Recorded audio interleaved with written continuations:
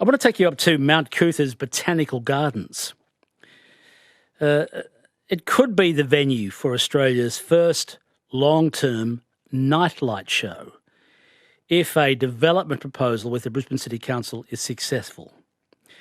Sydney's based Light Dreaming Company wants to establish a permanent multimedia installation along a 1 kilometre walking path in the Botanic Gardens. Now, if successful, it would open 170 nights per year, starting late next year. However, community groups are opposed to the move, citing environmental concerns. Now, Greens councillor Jonathan Sri has expressed concern over commercialising a public asset. So let's go to Peter Hale. Peter is the president of the Mount Cootha Protection Alliance. Peter, so I believe the most recent community consultation on this was around October 14. Has anything come out of those that put your minds at ease? Not so far, Steve. The development applications in the public comment period, we met with them over a month ago, voiced concerns, and then another most recent round, same concerns, nothing addressed.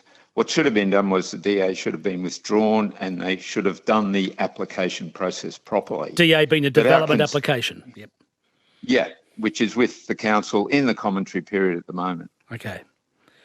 Now, what do you believe, as the president of the Mount Cootha Protection Alliance, what do you believe are the ecological impacts that are causing most concern for you and your members? Impacts on wildlife that no studies have been done to look at, especially nocturnal animals because they have all these lights at night. In particular, microbats and owls, including the powerful owl, which is threatened. Now, this is a walking event using existing paths in the gardens. How would it damage rare flora if it's a walking event and it's already along existing pathways? I'm not so concerned about the impacts of flora unless people are going off track. Our main concern is on the impacts on the nocturnal wildlife. And Commonwealth studies have set down guidelines for light impacts on nocturnal wildlife. And these weren't even addressed in the development application by the proponent. Okay. So we don't have enough information, That's right. to make a clear assessment. Okay. Now, you've mentioned microbats as being one species identified as being potentially compromised by, I think we call it light pollution if the development goes ahead. Just expand on the impacts to nocturnal wildlife. How does having sort of pretty lights at night impact nocturnal wildlife? Because they need darkness in order to forage properly. If you take owls for an example, very sensitive vision, so light, extraneous light, is going to interfere with their ability to see their prey.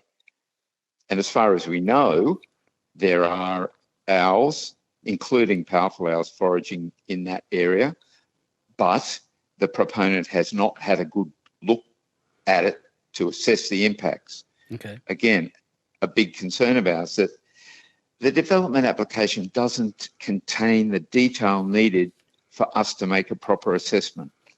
Now, I believe an independent environmental and feasibility study have been commissioned by Light Dreaming. Have you had a chance to review the results or to look at it at all? Well, there are no results. I mean, we've had several meetings with them, and nothing has changed since the first meeting over a month ago. So we've got nothing to look at except the words of so-called experts they had there, but there's nothing in writing. There's no detail. Okay. I mentioned Councillor Jonathan Shree's concerns around commercialisation of the gardens. Was that addressed at all in the consultation? No. Okay. But people did raise it as an issue. Okay. It's a big issue for a lot of people. So because it's private use of a public asset and requires a material change of use, and it's contrary to the purpose of the Botanic Gardens. So for the Sydney company Light Dreaming, has the company responded at all to your concerns around things like increased traffic in the area, foot traffic and the like? They held, after the first meeting, they held other meetings, but they hadn't addressed the issues any further. And traffic and noise, parking, is a big issue for local residents who live across the road, and then for other activities that take place in the evening near the gardens, which is the Gardens Auditorium, activities there, the restaurant, and the art studio. Right, okay. Peter, I'll leave it there. I'll interview Paul Chenard from the Sydney-based company behind the proposal in just a moment. Thanks for your time, Peter. Okay. You're welcome. Peter Hale is president of the Mount Cootha Protection Alliance. Now, I've just got to quickly check traffic, and then I'll speak with Paul Chenard, who's director of Chenard Entertainment, which is the Sydney-based company behind the Light Dreaming proposal. So just be with me for a moment. Now, let's go to the company behind the Light Dreaming proposal. This is the proposal to put a range of a nightlight show, if you like, to establish a permanent multimedia installation along a 1 kilometre walking path in the Mount Cootha Botanic Gardens. Paul Chenard is the director of Chenard Entertainment. So, Paul, thanks for coming on this afternoon. So just to describe it to me, what this would do and look like. Help me picture it in my imagination. Hi, Steve. Thanks for the question. The first time I saw the Lumina was in Canada, and I was just completely blown away by the beauty and the light and the stories behind the lighting, and that's what inspired me to bring this to Australia. And looking for sites all around southeastern Queensland and northern New South Wales. And we found that Mount Cootha Botanic Gardens was a beautiful, beautiful area to install the show. And we asked around the council if they would possibly entertain the thought of putting in a show and activate the site. And that's how we started the project and started the DA. Now, why is that site better at Mount Cootha rather than the City Botanic Gardens or the very large Victoria Park in Bowen Hills or even Roma Street Parklands, all of which have got green space, trees, there's already sort of public access and public interest in those sites. Why Mount Cootha above those? We looked at these sites, and they're beautiful sites as well, but they're surrounded with a lot of lights from around the city. So to have a really immersive experience, you really need that darkness and that feeling that you're in a forest somewhere. And Mount Cootha seemed to be the perfect answer to that. So the absence of light makes it attractive to put your lights. Absolutely. Now, one of the chief arguments is that having these lights on at night will interrupt the nocturnal wildlife, the owls, the bats, the birds, all of those animals that actually need sort of the absence of light to do their hunting and foraging and the like. Yeah, that's a good observation. We've hired some consultants to look into that.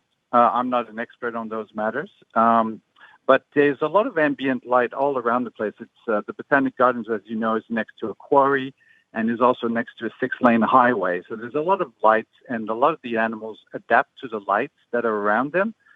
So you get lights from people's backyards, from the streets, from cars. So our lights are very focused and have a narrow focus inside the gardens. They're on there's 8 sections to the pathway where there'll be more concentration of lights around.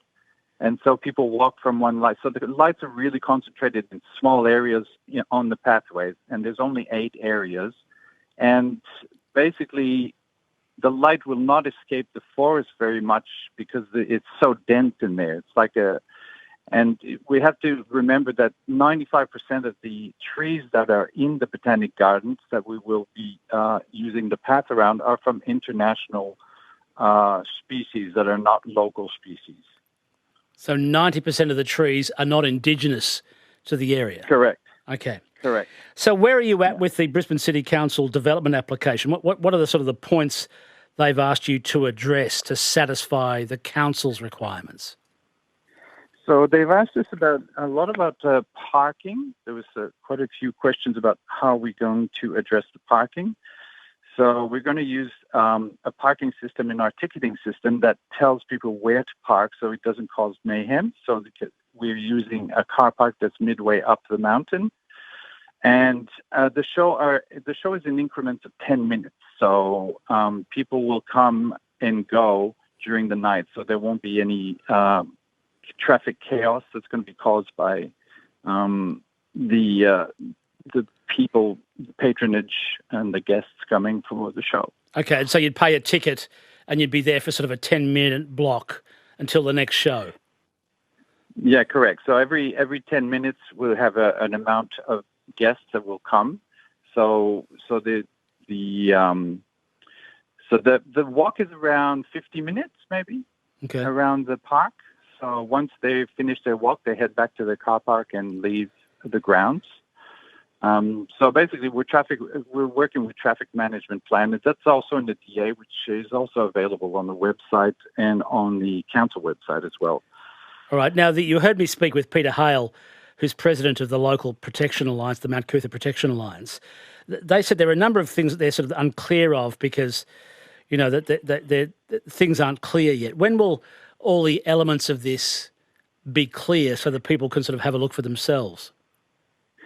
Yeah, so basically we need Moment Factory, the company we're engaging to do this show, to come and do a proper recce of the place, because obviously we don't have all the answers right now because the show isn't designed. So the show needs to be designed first, and that's 90% of the cost of the show is the design. So we basically...